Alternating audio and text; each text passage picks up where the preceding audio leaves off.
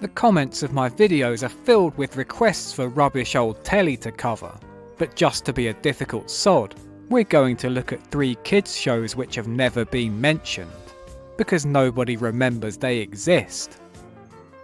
I could hear myself talking to myself. Which is exactly what earthworms have been doing long before man ever existed. First off, we've seen some horrible masks in our time, ain't we? Well, cop a load of this. How much is a flight back to the States? A lot of dough, even if we went pig class. Pigman! It's a pigman, Jerry! Get on your trotters and fly down to the pigsty. No thanks. Why don't you come on down to the pigsty? Because you're horrifying? It's 1990, and the pigsty of the title is an American-style diner inside a record label building, run by Troy Boy and Pinks, a pair of brother and sister humanoid pigs. That's 6 swine decker breakfasts. No, we don't do bacon rolls. Would I ask you for a people's burger? Hey, give me a break. There's a weird comedy pedigree, as writer Paul Mendelsohn went on to create middle-of-the-road sitcom staple Made to December, along with So Haunt Me and My Hero. The grungy world of pig filth and vivid 1990 colours feels vaguely splatterpunk. See BBC Troma or 2000 AD. Plus it's part of that pseudo-American genre, spats and spike in press gang, with the sort of terrible accents little boys use when playing with their wrestling figures. I'll have to slink back to Pigsville, Ohio! If you meet one and you're not sure, the dead giveaway someone's American is they keep saying yo. Yo! Yo, Troy Boy, you goofing off again? Yo, no minutes. It's yo! Oh, nice to meet you. You have a nice day, y'all. Joining Pinks and Troy Boy is Little Pig. Almost ready! Hey, cousins, all right, ready. What do you say? Gotcha! Hey, little pig! Hey! Inside the costume is Peter Mandel, who'd been an Ewok and an uncredited villager in Willow, and would go on to play Kenny Baker's sidekick in Jim Davidson's Boobs in the Wood.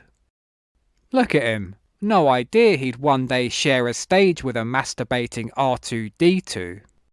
This isn't rubbish. It's breakfast. Yippee! Pigs running a diner seems like a massive health code violation. Though there's an interesting hierarchy, as they won't serve pork, but have no problem with beef. How do I look? Baby, you're all sour. Human character is the diner's manager, a textbook yuppie named MT. Well, who took the booking? I did. Oh. With 18 episodes, a short 10-minute runtime produces disjointed nonsense. This week, pop star Tad, who Pinks has a crush on, is recording at MT's studio. You think Tad will see the real pig in the MT? Look, I've got enough problems without a groupie pig. Yeah, that's what I want to think about. A pop star fucking a pig. Pinks takes a delivery to the studio and Tad turns out to be ugly. So that's that dealt with. I want you to be my baby. I want you to be my baby. Can't you see? You're all I need. You don't sound like your records. Yeah, well, I had a good engineer, didn't I? Incredibly, they squeeze in a B-plot too, where a bin man, played by Clive Mantle of Casualty, takes all the delicious rubbish away. Little Pig has almost the exact voice and mannerisms of Barry Baggs from the League of Gentlemen. Geronimo! Hey. I'm trying to I'm starving. Hey, have you got them? Quavers. 10 minutes is basically the maximum amount of time viewers could stomach the repellent masks. Although the weird shoulder pads are almost worse. That body shape gives me the boke. And every time I see one of these, it gnaws another year off my life. Get it? Got it. Good. The main actor obviously had "can juggle" at the top of his CV, as he's always at it. while everyone had rap down as a special skill. It's Saturday, man. I'm having a rest. Just ask me Monday and I'll do my best. Little pig, just listen to my brother, 'cause soon our customers will be eating each other. Episode 2's plot is they've run out of food, meaning MT's band have to eat ice cream for breakfast. So the pigs turn the heating up in the studio. That's it. Is it us, or is it hot in here? Yeah, it is warming up a bit. Did someone say they were feeling hot? Just check what 3 little pigs have got. Cold hog shakes and ices. We got the lot. Imagine someone told you there was £1 million in the next room, and it's yours if you just walk through the disgusting saloon door made of 2 pigs kissing. Looks like I'm dying broke. You think there wouldn't be time for many foul scenes of them dancing around, but I'm afraid to say. Okay. Let's pig it!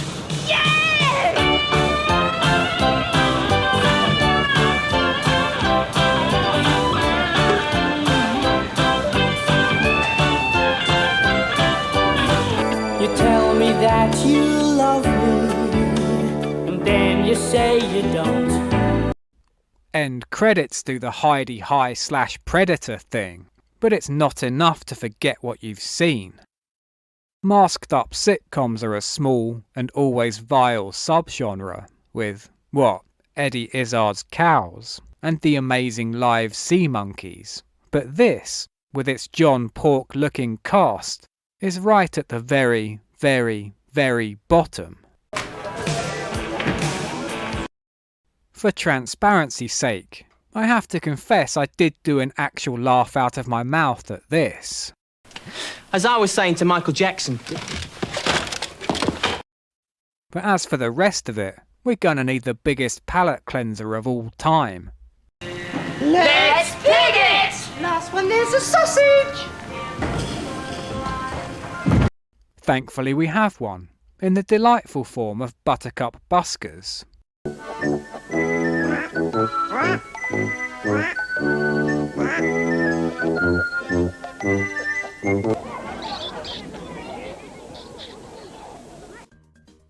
In real life, Snowy Farr was a Cambridge street sweeper and prodigious fundraiser for the blind, eccentrically dressed with real mice walking around on his hat, and pissing off the local council with a big display of teddies and dolls in his front garden.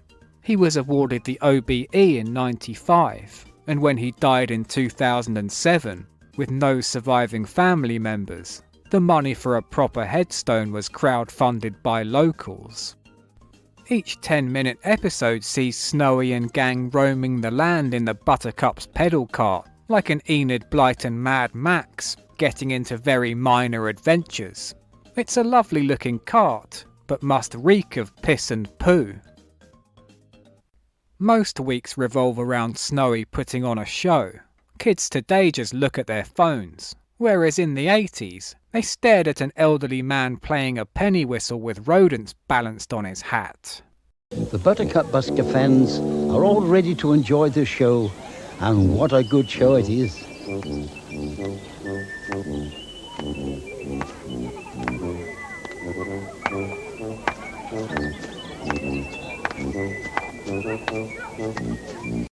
Imagine Snowy turned up to the birthday party in Ghostbusters 2.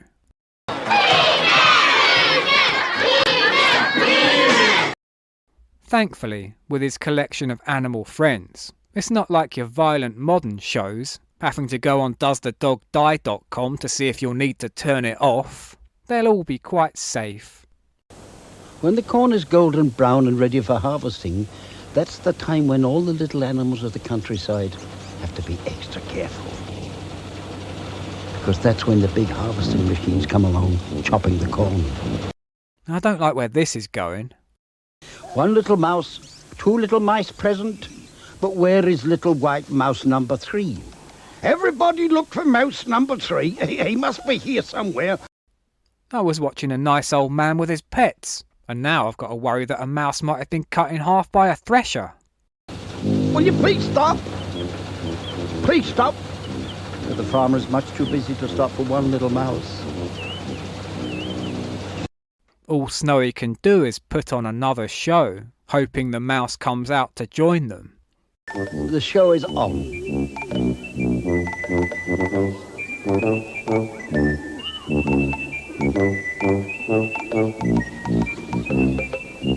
But alas,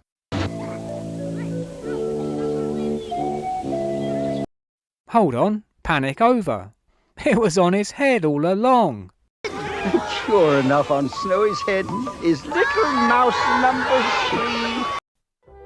The way he dresses and moves, a transient loner with Pied Piper vibes, brings to mind Derek Jacobi in Tales from the Unexpected's A Stranger in Town. From description alone, this could be a creepypasta meme.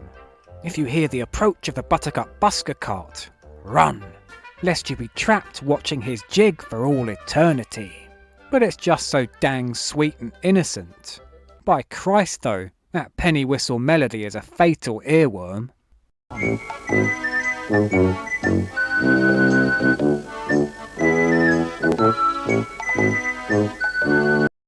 Oh, just realised all those animals are dead now. Not just dogs this time. Another episode has Mary the Duck moved to London, played like all those small town girl wowed by the bustle and bright lights of the big city movies, like Straight On Till Morning, except hopefully Mary doesn't get hooked on the smack and lemon juiced on some crack pimp's plate. But by the end of the episode she returns to the buskers, and if the cabbie's indicative of the sort of facial hair people have in London, you're better off out of it, love. My favourite episode, and the only thing on your mum's shopping list, is the giant carrot. The joyful simplicity of old kids shows, where an entire plot could be Barry the horse saw a bucket. With a cameo from future Prime Minister Boris Johnson, the episode takes us into the imagination of Hoppity the rabbit. Even in a nice show like Buttercup Buskers, you weren't safe from the cold touch of hauntology, with a discordant version of the theme during a nightmarish dream sequence. It seems only a moment later when Hoppity hears Snowy's voice. Come on, Buskers, off we go again. In no time, the Buttercup Buskers are travelling along the road that is quite strange to Hoppity Rabbit. Is that Mr. Horatio Nibbles? As Hoppity gives chase, we find ourselves in full Cronenbergian body horror. Hoppity is having such a jolly good feed when suddenly he turns into a carrot himself. Well, what to do? What if the Muppets did Eraserhead? Snowy's taking him to the doctors, but hating medicine, Hoppity leaps off the cart and slithers away. And Snowy chases as fast as he can after Hoppity to try and catch the naughty carrot. This old man chasing a rabbit that's been turned into a carrot is better than anything I've seen on telly or at the pictures for at least a decade. But Snowy is quite puffed out. And so is Hoppity, but only for a little while, and up he jumps as fast as ever, with Snowy puffing along after him.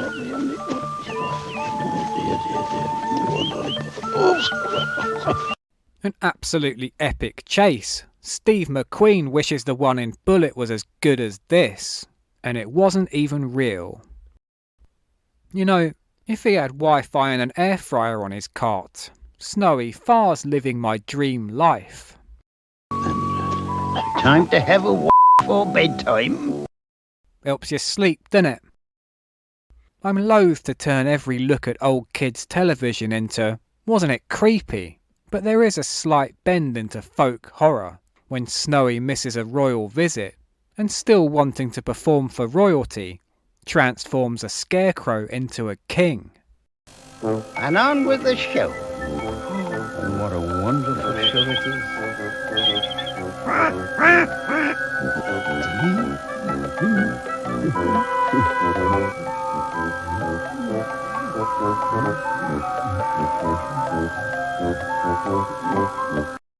But in a splendid twist, her Madge was watching all along. and the royal car goes on its journey back to the palace. Buttercup Buskers is a beautiful ode to a lost Britain, when eccentrics were free to do light jigs with vermin on their heads, on sunset-lit green hills that are probably all new builds now. A perfect soothing mix of nostalgia and weirdness, at least when they're not inferring a mouse has been cut in half. Finally, something a little more straightforward. Next week, Thora Hird tells two stories, My Naughty Little Sister and Mrs. Pepperpot. And there she was, sitting on the bedpost, swinging her legs and laughing at him. Mrs. Pepperpot, on Monday at 4:20.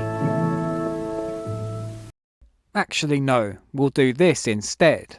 1988 CBBC game show, Knock Knock. Time for another. Hello, just getting things organised. You know, contestants are winning so many points, I've had to get some more milk bottles. We're on a street with host Steve Coleman, dressed like a doll who's been magicked into human size. And let's take a closer look at that graffiti.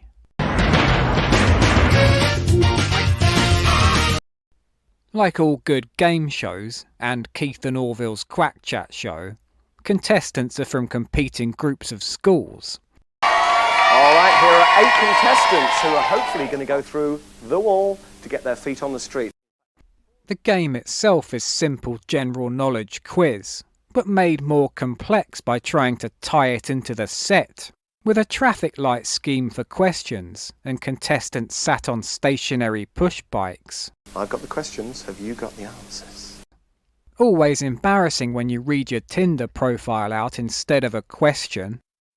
I'm brown, hard and hairy on the outside, but inside I'm white and sweet. I'm vast and barren, Charles I hid in me. Love the kid on the right doing a proper Beano-style harumph when losing. Winners of the questions get to walk to the wall for the next round. Let's go through the wall!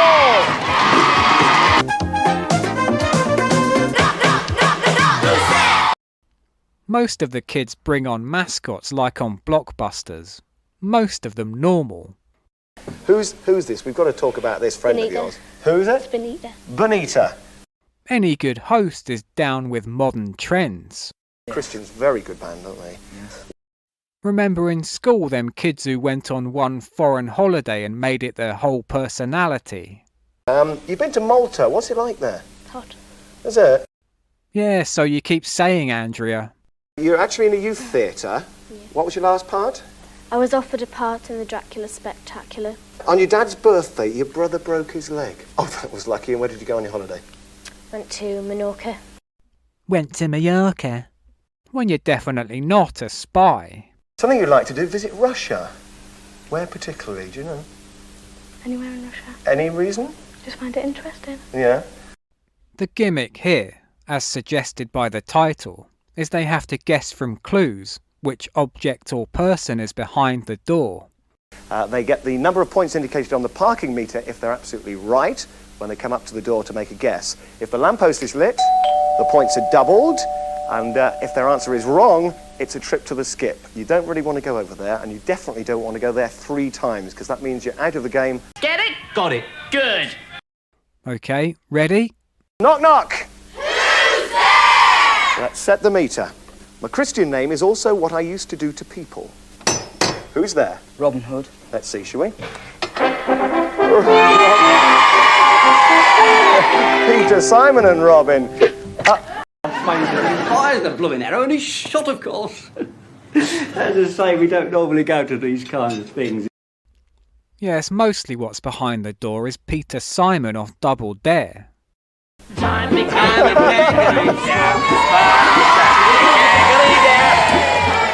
And some very harsh music criticism. Who's there? Madonna. Madonna, let's see, shall we? Oh, it's a bag of rubbish. We don't have to take our clothes off. Graham at the back. When I check my ad revenue after spending 70 hours making a video. Wow. Who's there? Jimmy Stewart. Shall we see? Jemima Man! I had assumed Peter Simon would be playing all the characters. So for one terrible moment. Anyway, they show a bit of Jermaine's video. Graham makes sure his friends don't think he fancies a girl when forced to sit next to one. Go and join Graham there. He'll look after you for the moment. We'll move on. All our instruments.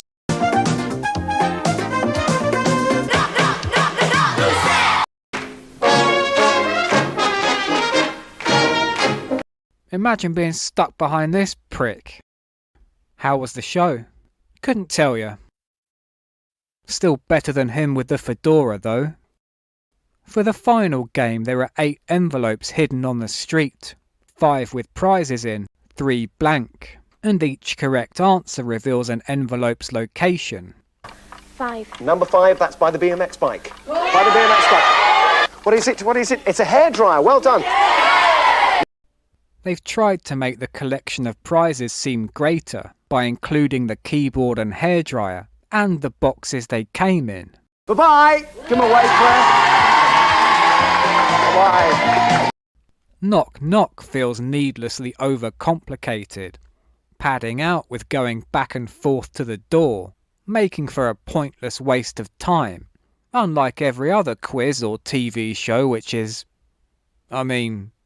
God, I could have been running through meadows, discovering what is a breast. Whether it's tat like this or the gold standard of Brucey, all we're doing is waving goodbye to our years, prize by prize, question by question. See you next time! Everyone thinks they're a comedian these days.